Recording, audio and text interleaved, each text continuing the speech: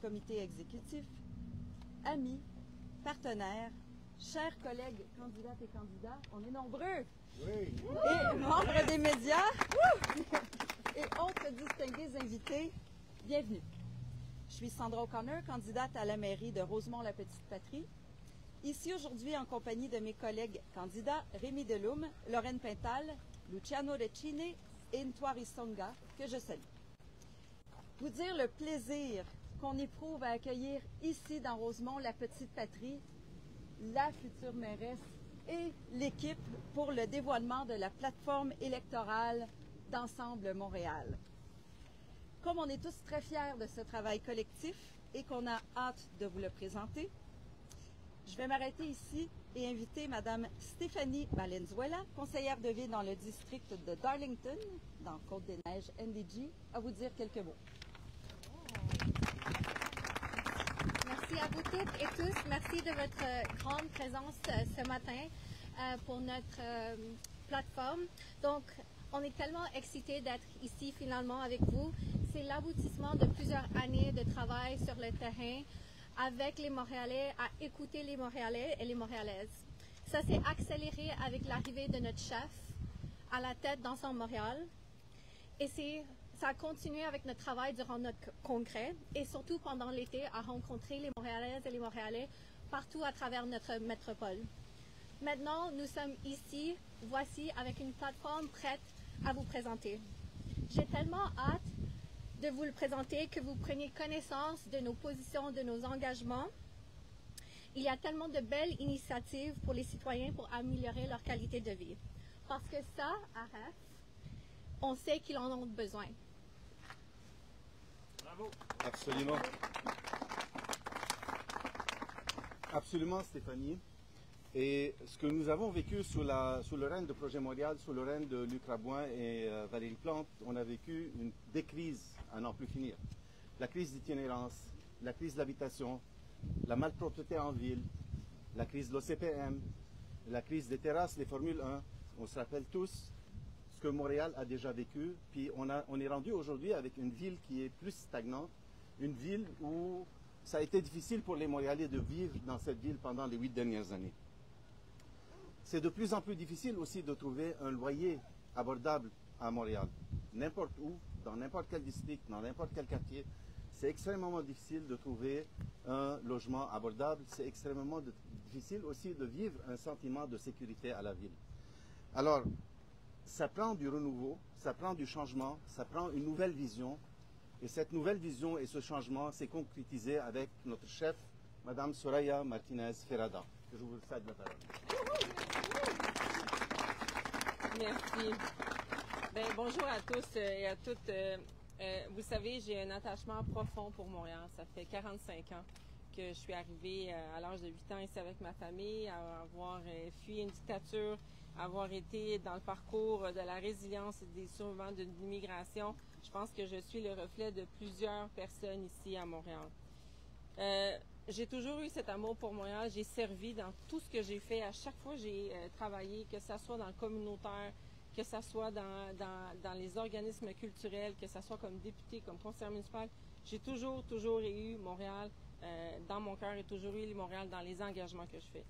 C'est pour ça que depuis les plusieurs derniers mois, j'ai rencontré plusieurs personnes, plusieurs organismes, organisations, citoyens, qui m'ont parlé énormément de leurs préoccupations, qui m'ont parlé de leurs frustrations, qui m'ont parlé comment à chaque fois ils se sentaient pas écoutés par une administration qui était là maintenant depuis maintenant 8 ans et aucun résultat concret quand on parle que bon les cônes oranges sont devenus un symbole de la ville, la propreté, vous le savez, dans Hochelaga, c'était rendu un enjeu de santé publique. Puis ce qu'on voit, et on le voit, et vous l'avez vu vous-même dans les sondages récemment, que les citoyens, bien, ils veulent du changement. Ils veulent du changement parce qu'ils veulent une équipe qui va répondre à leurs besoins, à leurs préoccupations, à leurs frustrations avec de nouvelles façons de faire, un nouvel regard, une nouvelle approche. Et c'est pour ça que je suis ici aujourd'hui avec vous, pour vous présenter en fait ce que je pense être non seulement une plateforme, mais en fait une feuille de route. Une feuille de route qui va nous amener sur des actions concrètes. Elle s'est construite de la manière suivante. dans les 100 premiers jours, quelles sont les 10 actions prioritaires qu'on veut mettre de l'avant pour bouger le bateau, changer le bateau, puis le faire changer de direction. Quels sont les chantiers qui vont nous mener durant tout le mandat de 4 ans et quels sont ces chantiers prioritaires? L'habitation, la lutte contre l'itinérance, la sécurité, la propreté, une mobilité fluide, sécuritaire, inclusive pour tous les usagers et la gestion responsable des finances publiques. Chaque chantier s'appuie sur des mesures précises, une volonté de remettre la ville au service des citoyens, des actions qui vont permettre d'amorcer un changement de cap, un changement urgent, puis un changement qui est nécessaire. Les Montréalais en ont assez de la confusion, des délais, des promesses qui sont non tenues. On veut proposer une façon de gouverner qui va être basée sur la collaboration, qui va être basée sur l'efficacité, sur la transparence et le respect des priorités des citoyens. Parce qu'on veut redonner Montréal aux Montréalais. Puis ça commence dès jour 1. Donc, 10 actions. 1. Créer une table des maires, associée au comité exécutif. Cette ville doit être gérée ensemble par l'ensemble des arrondissements et on doit travailler de façon collaborative. 2. Évaluer tous les terrains et bâtiments municipaux et instaurer un registre public des immeubles vacants ou abandonnés afin d'accélérer la construction de logements. 3. Remplacer le règlement pour une métropole mixte par des incitatifs financiers, un vrai partenariat avec les acteurs immobiliers qui sont les organismes à but non lucratif, privés, parce qu'on veut construire ensemble rapidement les logements abordables et sociaux qu'on veut et on a besoin. 4. Mettre en place un groupe d'intervention tactique sur l'itinérance et rédiger un protocole pour les campements. Nous devons avoir une vision claire et des actions coordonnées avec l'ensemble des acteurs pour traiter la question de l'itinérance. 5.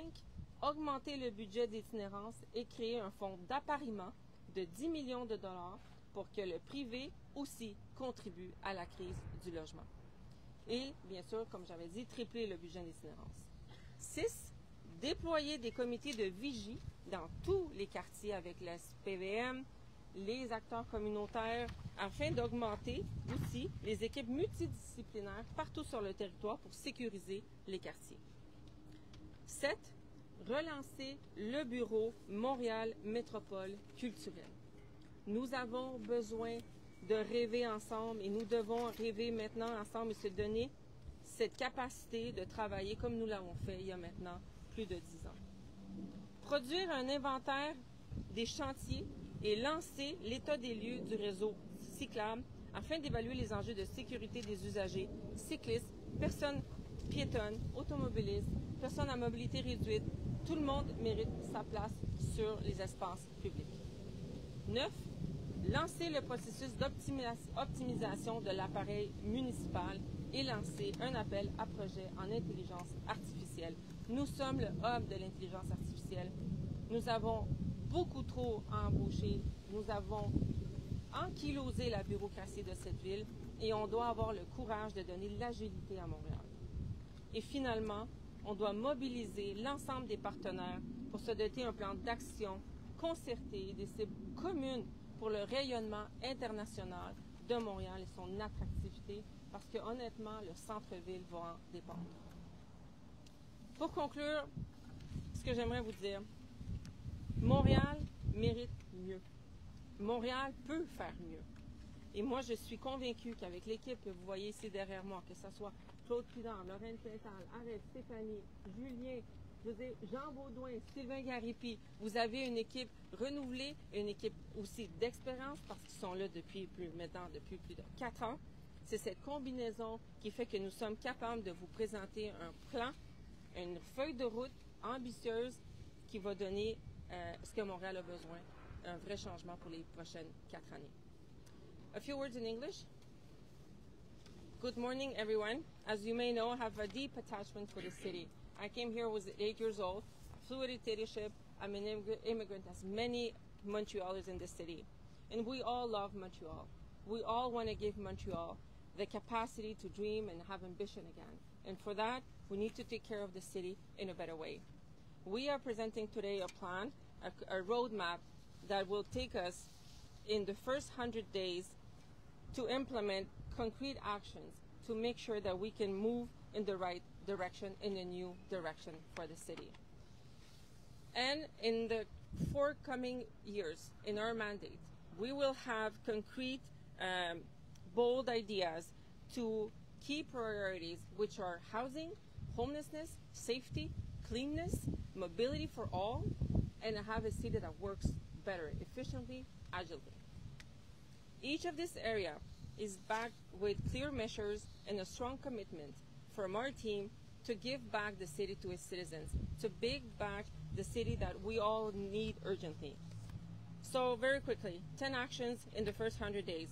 Create a council of borough mayors linked to the executive committee. We need to work better together in order to serve better all citizens of Montreal. Assess all municipal lands and buildings and establish a public register of vacant and abandoned properties to accelerate housing development. 3, replace the bylaw for diverse metropolis with financial incentives, because we need to work together with the private sector, with the nonprofit, to be able to build, construct rapidly the housing, affordable housing and social housing that we need. 4, establish a tactical intervention group on homelessness and develop a clear protocol for encampments. We need to work together in order to concrete our actions and coordinate the actions that we know we have to take. I always say that winter comes every year. How come every year we're asking the question, what are we going to do this winter? Increase the homelessness response by 3 times the budget that the city is putting right now. Create a $10 million matching fund with the private sector, because the private sector also has to contribute to tackling the issue of homelessness crisis. 6, deploy a neighborhood watch committee and expand multidisciplinary safety teams to quickly improve the safety in every borough, every community of the city. 7, relaunch the Montreal Cultural Metropolis Office. We need to dream again. We need to know what's coming. And this city is a city of culture and festivals, and we need to make sure that we are proposing ourselves to the future. 8, produce an inventory of construction sites and launch a comprehensive assessment of the cycling network to evaluate safety issue for cyclists, for pedestrians, for drivers. We need to share the space, and every Montrealer needs to feel that they have their space. Launch a process to optimize the municipal apparatus. Issue a call for all AI innovation projects to modernize services. We have paralyzed the city with bureaucracy. We need to have the courage to lead it. 10, mobilize partners to develop a coordinated action plan and share targets to enhance Montreal's international outreach and attractiveness. We need to do better. The current administration and their inaction and their lack of ambition, the lack of execution needs to change. And that's what Montrealers are asking us for an administration that will have a team that's ready to serve and ready to address the issues that are important for citizens of Montreal. On that, I'll give a few words to Claude, and then we can answer your questions.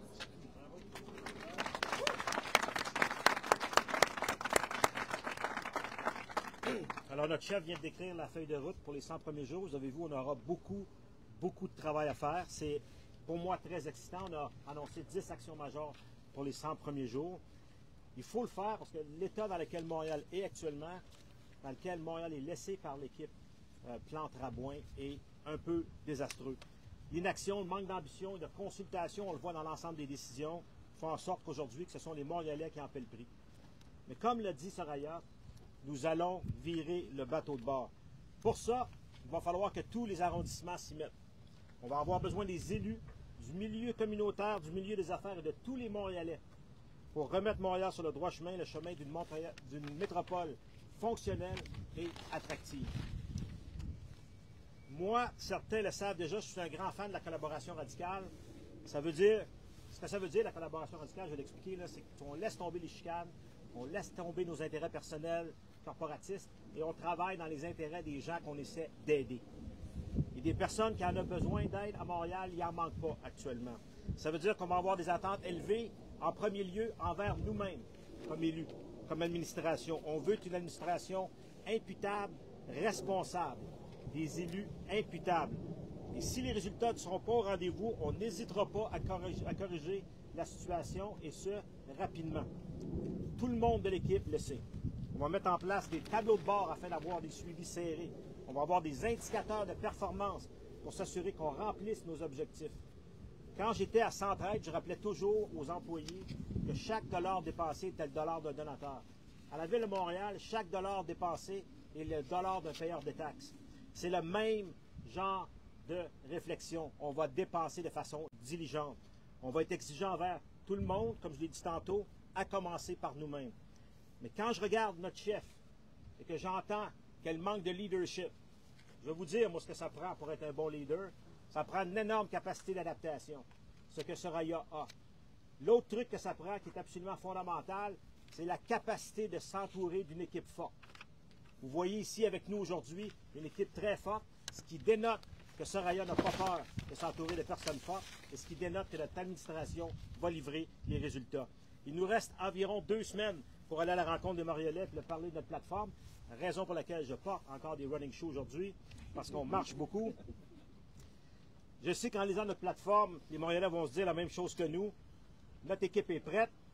On est prêt pour une administration compétente et responsable, pour une ville sécuritaire, abordable et humaine. Merci.